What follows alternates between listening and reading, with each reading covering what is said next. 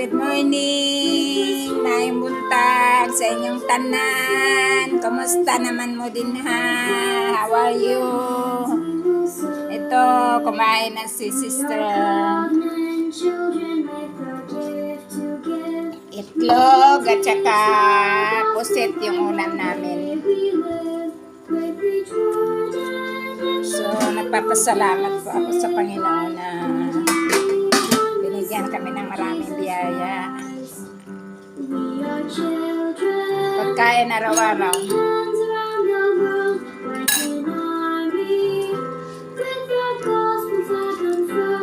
Kumusta naman mo din ha, taga Davao?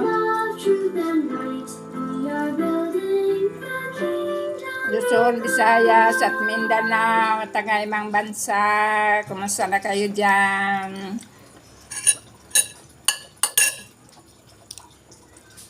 Nasa mabuti ba kayong kalagayan?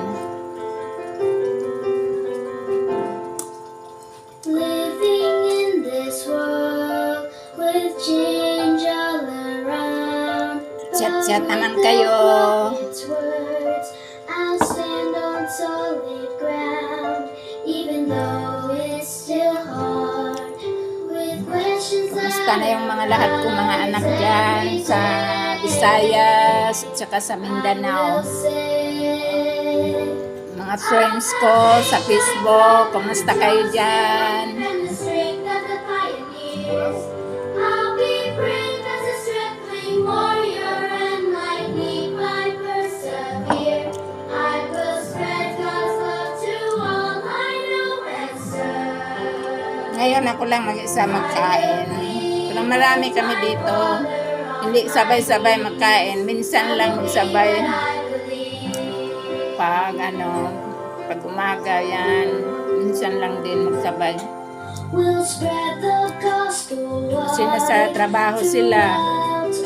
Kanya-kanyang trabaho. Ako nasa balay lang. Kaya ito ang ginagawa ko tuwing umaga para malibang.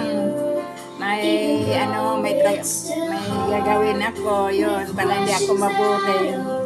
Yan, mag-video ako. Tapos, parang magsasalita. Ako lang isa. Patugtog. Yan, may sounds habang kumakain. Padagadahan magkain. Ganyan po ang buhay ko sa mga brothers and sisters.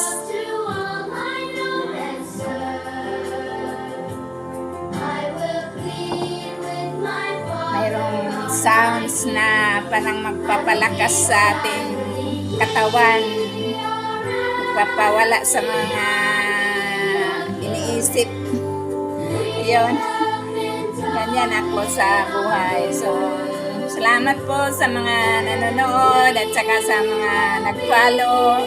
Tsaka pasensya pala doon sa mga friends na hindi ko sinasalihan na mag-join ako kasi hindi ko na kayo maharap. Tsaka minsan talaga maboring ako. Minsan gusto ko yung gusto ko lang gawin. So nagpapasalamat ako talaga sa Panginoon dahil siya lang talaga ang nagbigay sa akin ng lakas araw-araw.